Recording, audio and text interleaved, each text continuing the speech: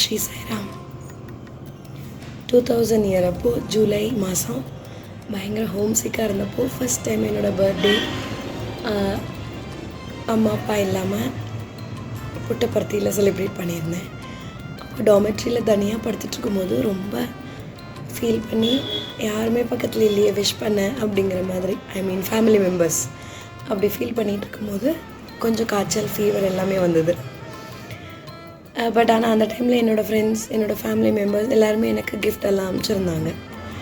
So அந்த happiness இருந்த போதிலும் அம்மா அப்பாவை அந்த டைமில் பார்க்க முடியலையே அப்படிங்கிற ஏக்கத்தில் சுவாமியோட தரிசனம் கிடச்சிது. பட் ரொம்ப க்ளோஸ் தரிசனமும் இல்லை. அன்றைக்கி என்ன சொல்கிறது, பாத நமஸ்காரமும் கிடைக்கல. ஸோ அந்த ஏக்கத்தில் நான் திருப்பியும் அனந்தபூர் போயாச்சு. அந்த 1 வீக் ஃபுல்லாமே கொஞ்சம் உடம்பு சரியில்லாமல் அந்த மாதிரி இருந்தது.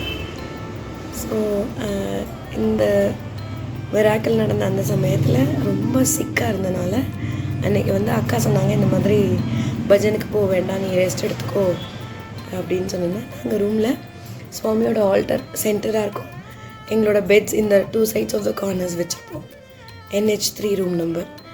அப்போ அந்த டைமில் வச்சுட்டு நான் அந்த கார்னரில் சுவாமிக்கு ஜஸ்ட் ஆப்போசிட்டில் இருக்கிற அந்த பெட்டில் படுத்து ரொம்ப சுவாமியோட ஆல்டர்கிட்ட ஒரு சின்ன விளக்கு ஏற்றி இருக்கும். சாயந்தரம் எல்லாருமே பஜனுக்கு போயிருந்தாங்க. ஸோ அப்படியே அந்த விளக்கை பார்த்துட்டே அப்படியே அசந்து தூங்கினேன். எப்போ தூங்குவேனேன்னு தெரியல.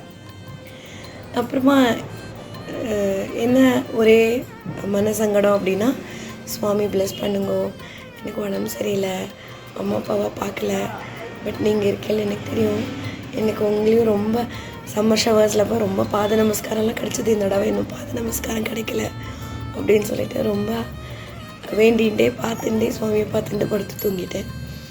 அப்புறம் டக்குன்னு லைட்டை போட்டு பெல் அடிக்கிற சத்தம் கேட்டது. ஆரத்தி பெல் அடிச்சுட்டு உடனே எல்லோரும் ஆரத்தி முடிஞ்ச கையோடு வருவாள். ஆரத்தி பெல் முடிஞ்ச கையோட ரூம்மேட்ஸ் வரும்போது லைட்டு போட்டு பார்க்குறா, சுவாமியோட ஃபோட்டோலேருந்து நேராக நான் படுத்துட்டு இருக்கிற வரைக்கும் என்னோடய தலையிலேருந்து ஃபுல்லாக குங்குமம் சுவாமி அப்படி தூவி இருந்தார்.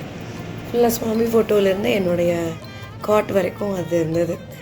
அது ரொம்பவே ஒரு இது, நான் இருக்கேன், நீ கவலைப்படாத அப்படின்னு சுவாமி ரொம்ப தைரியம் சொல்கிற மாதிரி இருந்தது. அந்த ஒரு அனுபவம் இன்றைக்கும் நினச்சா கூட ரொம்ப ஃப்ரெஷ்ஷாக இருக்குது. சுவாமி அந்த டைமில் மட்டும் இல்லை, ஈவன் இப்போ ஃபிசிக்கல் ஃபார்மில் இல்லாட்டா கூட நம்மளை சுற்றி நடக்கிற எல்லா விஷயத்துக்கும் அவர் மட்டுமே காரணம். அதாவது சுவாமி அப்படின்னு கூப்பிட்டா அவங்க ஆல்ரெடி இருக்கார். நீங்கள் ஃபீல் பண்ணுறது உங்களுடைய பிரார்த்தனை மூலமாக. ஸோ இந்த ஒரு விஷயத்தை இந்த ஒரு எக்ஸ்பீரியன்ஸ் மூலமாக சுவாமி எனக்கு உணர்த்தினார். அந்த டைம்லேருந்து ஒவ்வொரு வினாடியுமே எனக்கு சுவாமி சுவாமி அப்படின்னு கூப்பிட்டா I will feel the back strength.